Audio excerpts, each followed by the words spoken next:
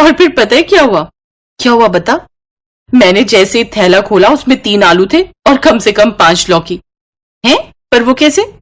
अरे मैंने इन्हें कहा था कि 3 किलो आलू लाना और आधा किलो लौकी, पर ये वहां जाकर भूल गए और 3 किलो लौकी ले आए और आधा किलो आलू। बता, ऐसे हैं ये।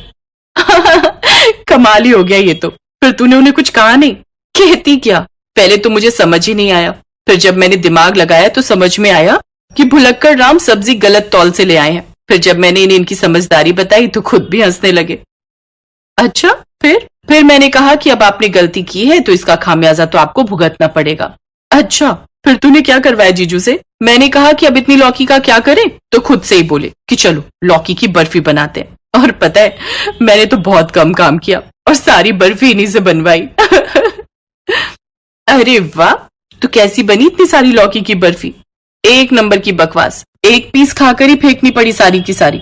इनका चेहरा तो बस देखने लायक था, घर में सब लोग इन पर हंसे ही जा रहे थे।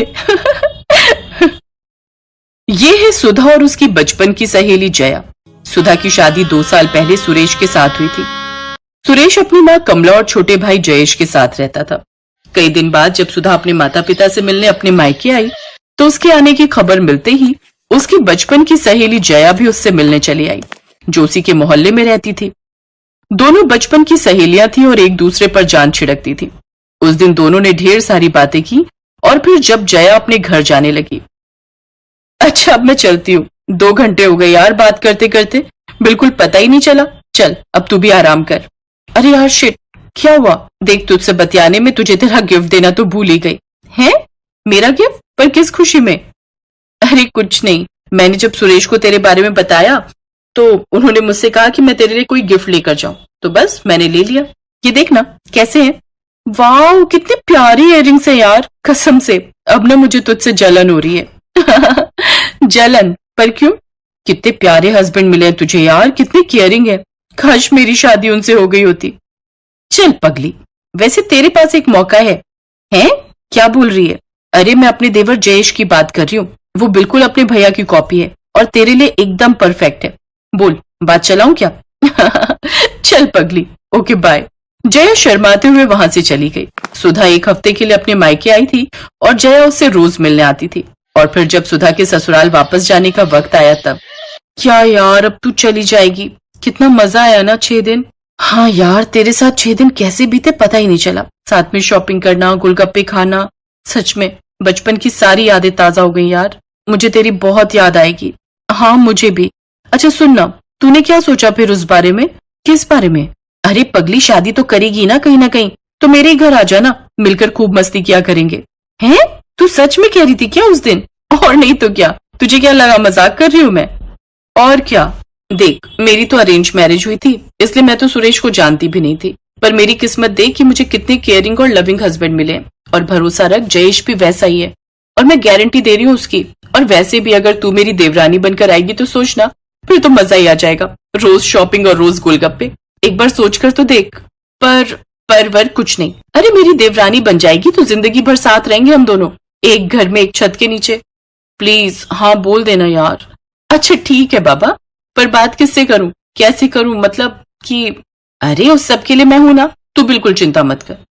इतना कहते ही सुधा ने खुशी में जया को जोर से गले लगा लिया। दोनों सहेलियां बहुत खुश थीं। उधर सुधा ने अपने ससुराल जाते ही अपनी सास कमला से जया के लिए बात की।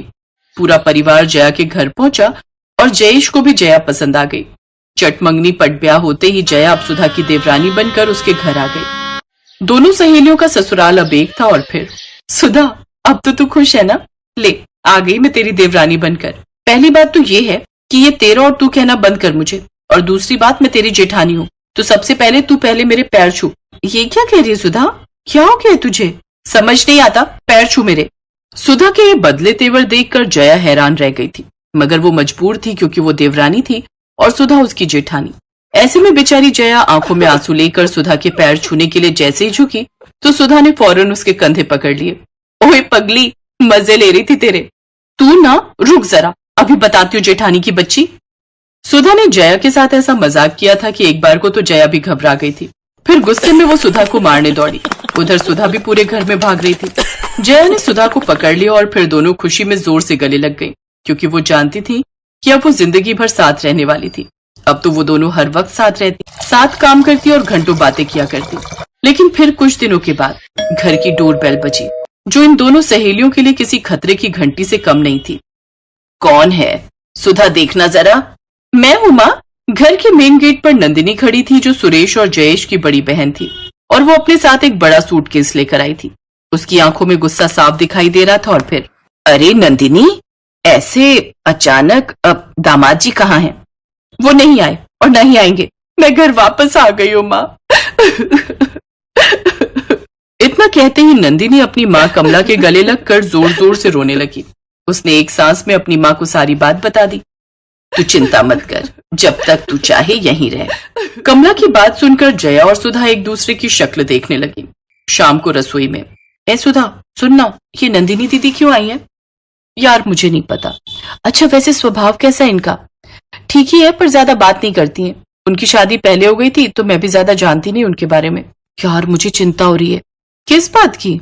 अरे यार, अभी तक तो हम लोग खूब मस्ती करते थे, मम्मी जी को भी कोई दिक्कत नहीं थी, पर नंदिनी दीदी मुझे थोड़ी खूंखार टाइप लग रही है। चल पगली, ये सब मत सोच और अपना काम कर।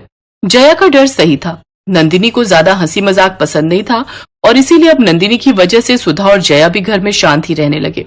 फिर एक दिन खाने पर, अरे जया, दाल तुमने बनाई है ना? हाँ जी मम्मी, मैंने बनाई है। एक बार चख कर तो देख, कितना तेज नमक है। मस्ती अपनी जगह है, पर काम को लेकर थोड़ा गंभीर भी रहा करो बेटा। जी मम्मी जी। कमला गुस्से में खाने की मेज से उठकर चली।